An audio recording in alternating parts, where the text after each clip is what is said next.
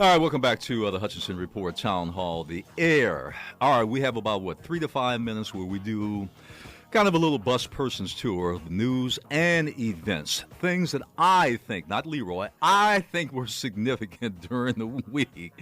And we try to give a little capsulized summary of it and a survey of what's up in the news. All right, Chicago. Leroy, I have been in tears. I have been in deep mourning about my city. The Windy City, Chi-Town. I have been crying and crying tears. Not the first time, by the way, I've shed tears. The shootings, the killings, the mayhem, I have to tell you, it's personal, Leroy. It's only the fact the latest one was on 79th Street. I lived in three places in Chicago growing up. I lived on 80th, right off of, at that point in time, it was South Parkway. It's now Dr. Martin Luther King Drive. I live literally a few blocks from where a lot of the mayhem is happening. So, I take it personal. Yes, I do. I do take it personal. I have many of my periodic visits back to the old neighborhood. And I like to, kind of stroll down memory lane, relive the childhood.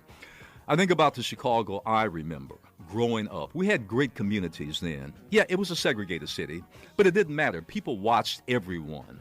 You could go out. It was safe to play. Back in the day. We're talking years and years ago.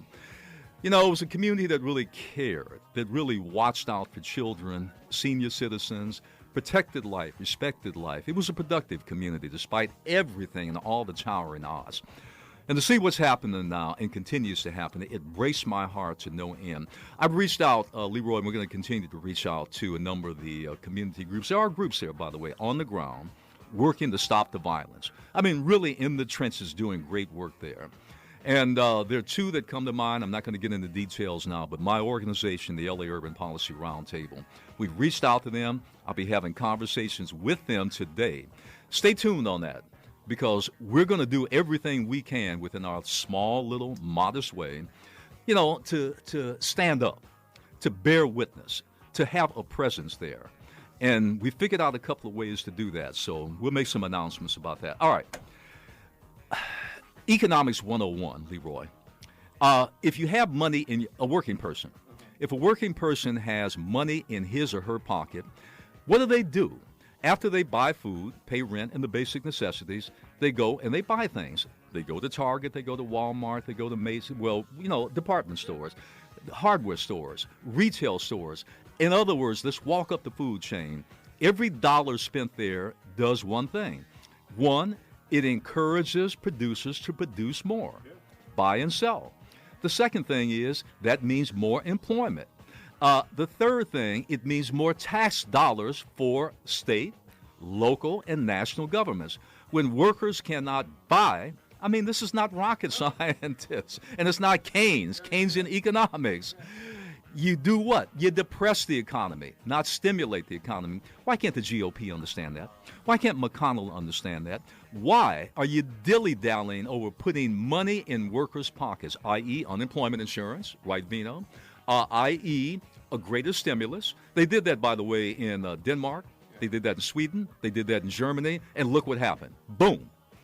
Small businesses, putting money there, not Leroy's big corporate CEO, fat cat corporations, no, and the multi-billionaires. They need money like I need a hole in the head.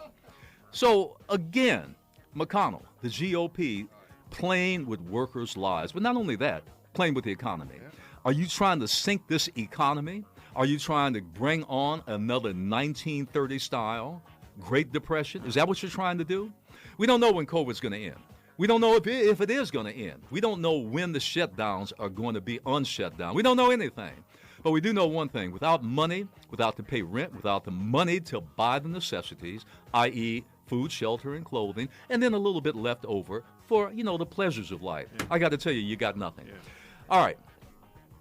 We made the call last week for Mayor Eric Garcetti, that's L.A. Mayor Eric Garcetti, the Los Angeles City Council, to do one thing: name a public space after John Lewis, the John Lewis Square. We have no public space in L.A.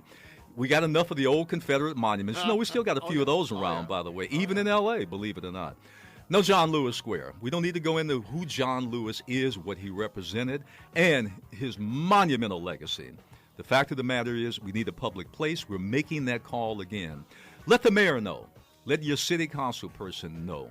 A public place. We're not going to pick and choose. There are plenty of public places around.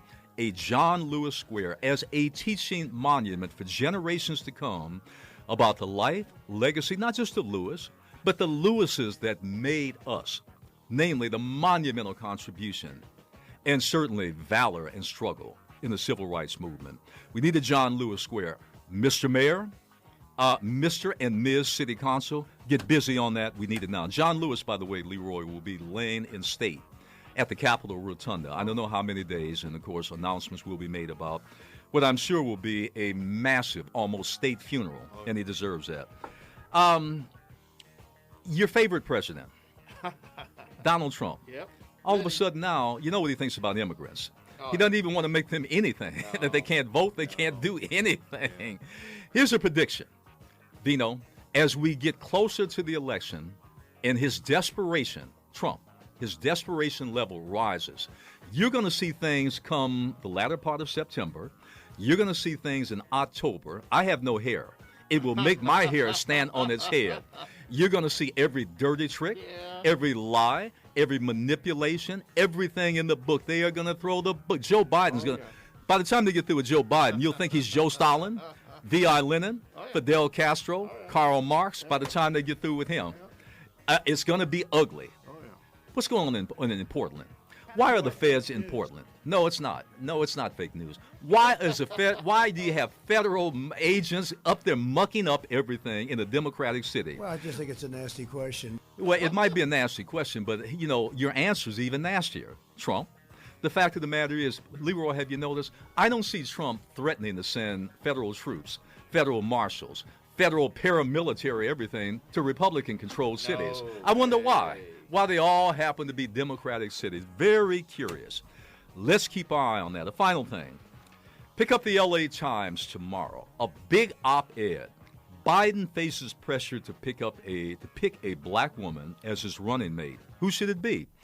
You know, there's a short list that Joe Biden has of 5 African-American women, and the pressure is huge. Now, since he boxed himself in, he's got to pick a woman, right? And, of course, the subset to that is not just a woman, but a woman of African-American ancestry. You've got Val Demings, you've got the mayor of Atlanta, Mayor Bottoms, you've got Stacey Abrams, you've got Susan Rice, you got our own Karen Bass, and, of course, Kamala Harris. This op-ed walks you through the strengths and the weaknesses of every black female potential VP. Take a look at that. That's tomorrow or Monday. I'm not sure which. Opinion section, Biden faces pressure to pick a black woman as his running mate. And guess who pinned it? Oh, nice. In case you didn't know. There you go. All right, you've been listening to the Hutchinson Report, podcast take of the week. Be right back.